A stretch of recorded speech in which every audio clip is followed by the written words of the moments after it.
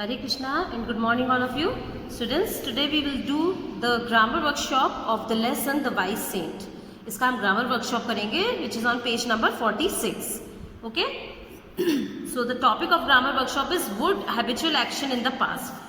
इसमें हमको जो एक्सरसाइज है उसका मतलब हेडिंग क्या है, वुड वर्ड का यूज क्या होता है, would habitual action in the past. जब हमने पास्ट में कोई एक्शन करा हो तो उसमें वहां पर वुड वर्ड का यूज होता है, WOULD वुड. ठीक है, चलिए देखेंगे हम इसके uses. When the man went out to a battle, जब पर्सन युद्ध पर जाते थे. मैन वेंट आउट, वेंट देख पास्ट का हो गई वर्ब, पास्ट की वर्ब हुई, गो का पास्ट होता है वेंट, जाते थे. जब पर्सन युद्ध, बैटल मीन्स युद्ध पर जाते थे, the Dagda would set up his magic harp and sweep his hand across the strings. तो जो दगड़ा मीन्स यहाँ पर कोई आई थिंक किसी कम्युनिटी का नेम है ये, would set up his magic harp, और यहाँ पर एक इंस्ट्रूमेंट का नेम है, वो उसके मैजिक हार्प को, and sweep his hands across the strings, और उसके उस पर स्ट्रिंग्स पर उसको बजाता था, उसके उस इंस्ट्रूमेंट को, उसमें स्ट्रिंग्स थी उन पर वो बजाता था. वो वुड सेटअप, देखिए यहाँ पर वुड वर्ड का ये जो यूज हुआ, बजाता था, है ना. ये एक habitual action, habitual means habit में था ये करना काम. ठीक है, तो जब अब हैबिट में, जब हमको पास्ट में कोई वर्ड बताना होता है तब WOULD वुड वर्ड का यूज होता है.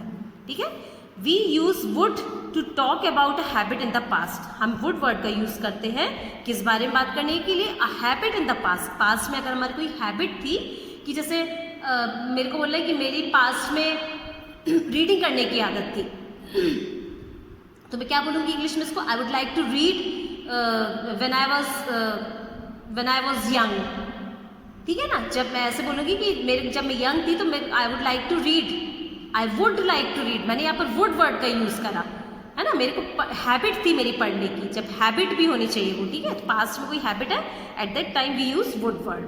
ओके, सो एक्सरसाइज देखते हैं इसकी. इन दीज सेंटेंसेस से which one tell us about a past habit. हम देखते हैं कि कोई कौन सा सेंटेंस हमको पास्ट हैबिट के बारे में बता रहे हैं. Please tick against the sentences. उनके आगे हमको टिक का राइट निशान लगाना, राइट टिक करना है जिस सेंटेंसेस हमको पता पड़ रहा हो कि किसी भी पर्सन की वो पास्ट में हैबिट थी. ठीक है, फर्स्ट सेंटेंस देखते हैं. आई टोल्ड द मैन, मैंने उस आदमी को बोला. देखिए पास्ट का सेंटेंस है, टेल का पास्ट, बोला था, है ना, पास्ट में हो चुकी है ये चीज. I would pay him well if he painted my house, कि मैं उसको अच्छे से पे करूंगा. If he painted my house, अगर वो मेरे हाउस को पेंट करता है तो वो मैं उसको अच्छे से पे करूंगा. तो इस सेंटेंस में भी वुड वर्ड का यूज हुआ है पास्ट में कोई बात बताने के लिए. ठीक है, second sentence. When we were young, जब हम यंग थे, we lived by the sea, हम समुद्र के मतलब पास जाते थे. एंड वी वुड बिल्ड, और हम वहाँ बनाते थे, सैंड कैसल्स, समुद्र को रेत से ऐसे किले बनाते थे. कैसल्स मीन्स किले बनाते थे. एंड कलेक्ट शेल्स, और समुद्र के पास में वो शेल्स होते हैं ना, उनको इकट्ठा करते थे. वी वुड, तो कहा गया we lived by the sea and we would build, हम बनाते थे, पास्ट में बनाते थे, है ना. Third sentence. Whenever the soldiers return home, जब सोल्जर्स वापस आते थे, घर वापस आते थे, देयर फैमिलीज वुड सेलिब्रेट, उनकी फैमिलीज सेलिब्रेट करती थी. ठीक है, जब वो आते थे तो उनकी फैमिली सेलिब्रेट करती थी. पास्ट में जब आते थे तो हमने वुड का यूज करा यहाँ पर भी. ठीक है, द हेड मास्टर सेड, जैसे हमको बोलना होता है ना कभी, तो उस समय ये बताने के लिए कि हम कैसे वुड का बोलेंगे उस समय, तो वहाँ पर वुड वर्ड हम यूज़ करते हैं जब हमको अपनी हैबिट को पास्ट में बताना पड़ता है. पास्ट की कोई हैबिट को जब हम बता रहे हैं प्रेजेंट में, तो हम वुड वर्ड का यूज़ करते हैं. ठीक है, चलिए फोर्थ सेंटेंस देखते हैं. The headmaster said that he would look into the matter, headmaster ने कहा कि वो देखेंगे मैटर में. ठीक है, हेडमास्टर ने ये बात कही थी, उस टाइम पे कही थी, तो मतलब उसी टाइम पे ही बोला होगा उन्होंने कि हेडमास्टर ने बात कही थी कि that he would look into the matter, कि वो उस मैटर पर देखेंगे. उस टाइम पर उन्होंने ये बात बोली थी. ठीक है, यहाँ पर भी हम टिक कर देंगे, राइट टिक, क्योंकि सब में ये वुड का यूज हुआ है.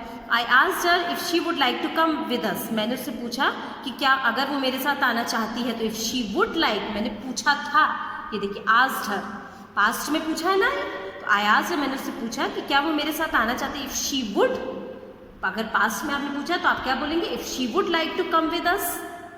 ठीक है, six sentence, as a child, एक बच्चे के रूप में, he would stand at the gate and wait for his father to return. बच्चा था वो, इसलिए he would stand at the gate, वो गेट पर खड़ा था, and wait for his father to return, और उसके पापा के आने का वेट कर रहा था। ठीक है, तो आज हमने ये वुड का यूज देखा इसमें, इस एक्सरसाइज में।